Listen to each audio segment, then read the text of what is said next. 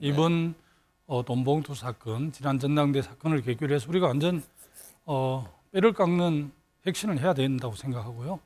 또 인적 쇄신도 더불어서 정당법이라든지 전당대 대의원 조직 문제라든지 전반적인 당내 혁신을 통해서 국민들의 심판을 받아야 될 거로 보고요. 지난 2021년 민주당 전당대 돈봉투 의혹이 불거지면서 지금 현재 관련자들에 대한 검찰 수사가 진행 중에 있는데요. 이 상황을 어떻게 보고 계세요? 사실 그 전당대 돈봉투 사건과 관련해서 입이 10개라도 저희들이 할 말이 없는 상황이 됐고요. 네. 당에서는 수사권이 없고 여러 가지 어려움을 예를 들어서 셀프 조사다 이런 오해 때문에 검찰에 공정하고 신속한 조사를 요청했지만 저는 좀 다르게 생각을 합니다. 네. 당내 전당대회 때 부러진 돈봉투 사건이기 때문에 당내 자체에서 진상조사위원회를 구성을 해서 특히 이제 예부 인사가 절반 넘게 구성을 해 철저하게 조사를 해서 책임질 사람들은 책임지고 또 검찰과 공조해서라도 이 문제에 대해 확실한 규명을 해야만이 국민들께서 제1야당인 더불어민주당을 신뢰하지 않을까 싶습니다. 네.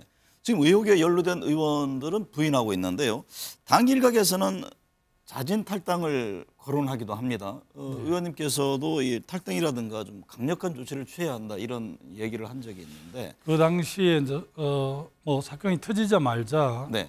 송영길 전 대표 그리고 또 직접 녹취록에 검행된 윤관석, 이승만 의원은 좀 우리 당에서 출당을 해서 좀 강력한 조치를 취하는 게 국민 신뢰를 회복하는 첫걸음이다. 네. 그 이후에 이제 진상 조사를 해서 지금 찌라시라고 그럽니까? 시중에 한 몇 명이 관련됐다고 두세 번씩 이렇게 버전이 업데이트돼가 네. 돌아다니고 있는데 굉장히 우리 이제 국민들께서 비판이 강하고 당내도 좀 어수선합니다. 그래서 이 문제를 좀 명확하게 규명하는 게 가장 첫 번째 지금 당의 과제라고 생각을 합니다. 네. 탈당에 앞서서 지금은 진상규명이 먼저다 이런 입장이시죠?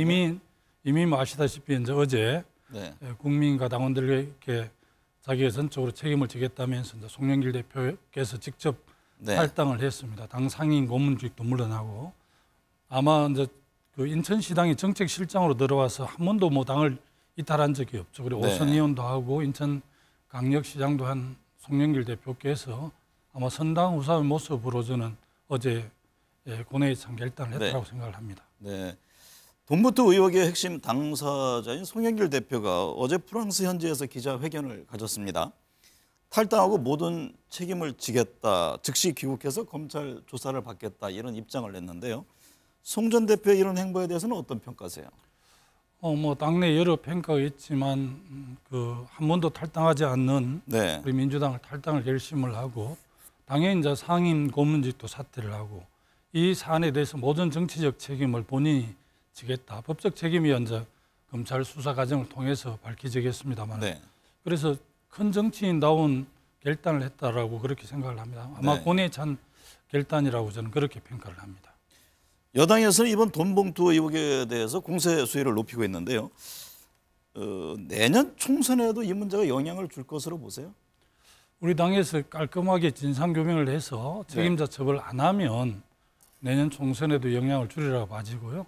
특히 이제 우리한테 그 공세를 대개 취하는 국민의힘도 보면 최근에 이제 김혜나 의원의 돈봉투 사건도 있었고 박순자 의원도 지금 아마 구속돼 있는 걸로 알고 있습니다. 그리고 네. 최근에 이제 국회에서 체포동의안이 가결됐지만 적부심에서 기각이 된 하영재 체포동의안 사건도 있었습니다. 그래서 이 돈봉투 사건과 관련해서는 아마 여야가 다 자유롭지 못할 거라고 생각을 합니다. 그래서 저희들 2002년에 노무현 대통령 노사모 하면서 이제 돈 안 드는 선거로 정치 혁신을 한번 했는데 네. 지금 그 20년 만에 새로운 미래를 위해서 정치권이 대우각성하고 고백하고 완전 이 자정운동을 혁신운동을 해야만이 내년 국민들께서 제대로 우리 정당들을 바라보지 않을까 싶습니다. 네.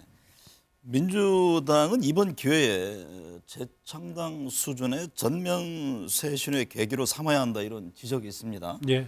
이 부분에 대해서는 어떤 견해신가요? 전적으로 저는 공감합니다. 네. 이번 돈봉투 사건, 지난 전당대 사건을 계기로 해서 우리가 완전 뼈를 깎는 혁신을 해야 된다고 생각하고요. 또 인적 쇄신도 더불어서 정당법이라든지 전당대회 대의원 조직 문제라든지 전반적인 당내 혁신을 통해서 국민들의 심판을 받아야 될 거로 보고요. 또 우리 당이 이제 중진들 같은 경우에 검지 출마도 하고 또 역할이 다한 분들은 또 후배들 위해서 길도 열어주고 이렇게 해서 또 새로운 인재 영입 또 혁신을 통해서 22대 총선에서 국민들에게 심판받아야 되지 않을까 그렇게 준비하는 게 너무나 당연하다고 생각을 합니다. 네. 중진들의 험지 출마가 총선 앞두고 이제 번번이 나왔던 네. 일인데 이번에는 어떻게 획기적으로도 그게 실현될 개연성이 있습니까? 흔히 이제 86 그룹들의 역할에 대해서 굉장히 논란이 있는데요. 네. 아마 우리 당이 이제 여러 가지 어려운 사정에도 이 정도 중심을 잡을 수 있었던 것은 민주운동의 그런 공헌을 토대해서 끊임없이 정치 혁신을 해왔던 분들의 역할도 있지만 또 일부에서는 이미 이제 86 그룹들의 역할이 다 했다고 보는 분들이 있기 때문에 그런 분들은 또 후배들을 위해서 또 용퇴하는 용단도 내려줘야만 당이 이제 활로를 열 수 있기 때문에 그런 측면에서 많이 고민하고 있을 거라고 봐지고요. 새로운 이제 또 원내대표가 뽑히면 당대표와 함께 당의 혁신, 정치 개혁 전반에 대해서 새로운 혁신안을 내놓고 국민들에게 선택해 달라고 해야지 무슨 염치로 우리를 뽑아달라 할 수 있겠습니까? 이번 돈 봉투 의혹 사건이 이재명 대표 체제에도 영향을 줄 것으로 보는지요? 저는 뭐 이제 부패라든지 개인 이탈로 문제가 생긴 문제하고 이제 야당 정적 제거라든지 야당 탄압에 의한 이런 과정하고는 구별돼야 된다고 생각을 합니다. 그래서 네. 부패 문제라든지 개인 이탈 문제로 문제가 야기된 부분들은 과감하게 저희들이 도로내린 게 맞고요. 특히 그 야당 정적 제거나 야당 탄압에 대해서는 우리 당이 새로운 원내대표나 당대표나 최고 지도부 검사 독재에 대해서는 당당하게 침탈에 대해서는 당당하게 막아내는 그런 강한 리더십, 지도력이 필요해서 이번에 저도 원내대표에 참여하게 됐고 많은 당원과 지지자들께서 응원해주고 계신 상황입니다. 네.